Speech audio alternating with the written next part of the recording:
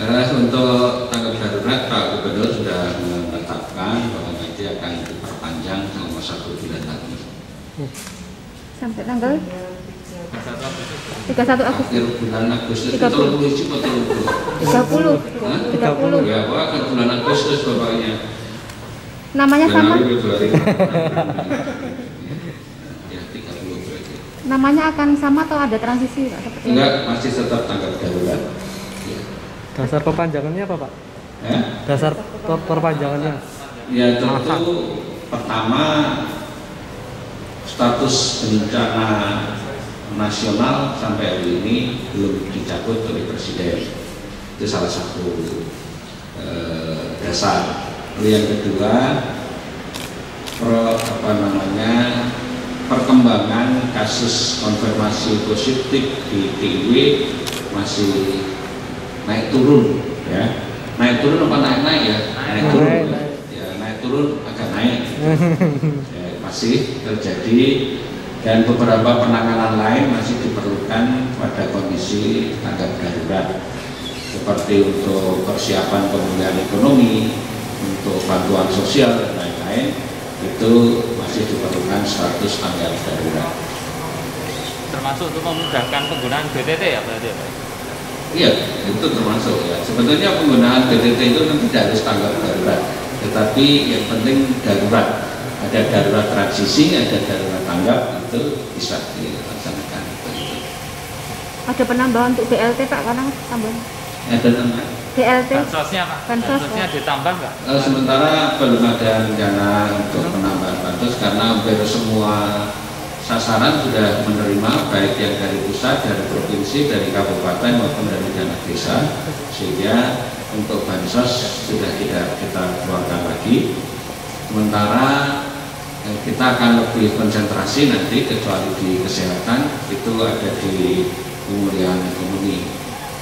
Sehingga kita ada beberapa skema dalam rangka pemulihan ekonomi supaya kita bisa segera meredam atau mengurangi laju kontraksi pertumbuhan ekonomi yang kita ini sekarang sudah mulai minus.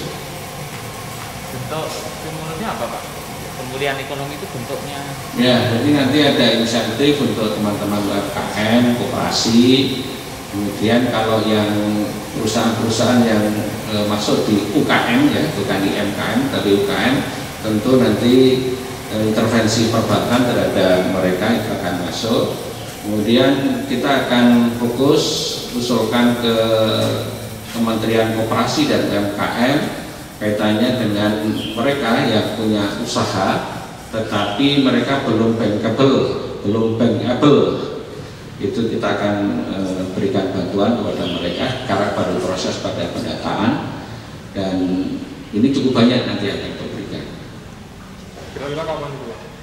Ya, ini segera Mas. Jadi begitu data selesai, ini data sudah kita kumpulkan. Persyaratannya adalah mereka punya usaha, kemudian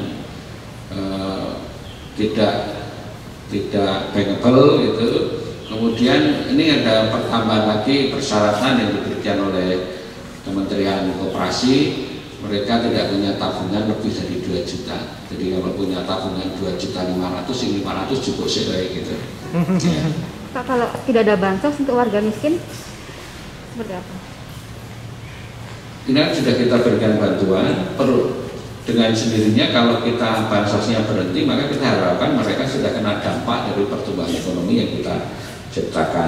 Sebetulnya kan intervensi terhadap pertumbuhan ekonomi, tapi kan rasa bansos. Jadi kan sebetulnya bansos bagi pengusaha, kalau kan bansos bagi pengusaha, tapi pengusahanya bukan boleh disebut pengusaha kan ya? Dodolan tempe, dodolan bakso surung, barang gitu ya, wirausaha ya, wirausaha informal gitu. Jadi yang lain ada. Pak, untuk pariwisata dalam status tanggap darurat yang baru besok seperti apa kebijakannya? Saya kira masih sama, kita masih pada masa uji coba, sehingga kita belum buka blak apa istilah bahasa Indonesia ini buka sama sekali tidak, tetapi kita masih ada pembatasan, khususnya itu tadi saya sampaikan beberapa waktu lalu, kita masih membatasi untuk yang grup besar supaya tidak ada kerumunan. Kemudian protokol kesehatan betul-betul dilaksanakan. Kalau ada wisatawan yang tidak mematuhi protokol kesehatan, misalnya tidak menggunakan masker, maka dia tidak boleh masuk ke destinasi wisata. Kalau ada pelanggaran terhadap protokol kesehatan di dalam sebuah destinasi, maka destinasi yang bersangkutan bisa juga kita tutup sementara nanti, supaya ini bisa dipatuhi oleh semua pihak bahwa protokol kesehatan harus dilaksanakan sebaik-baiknya.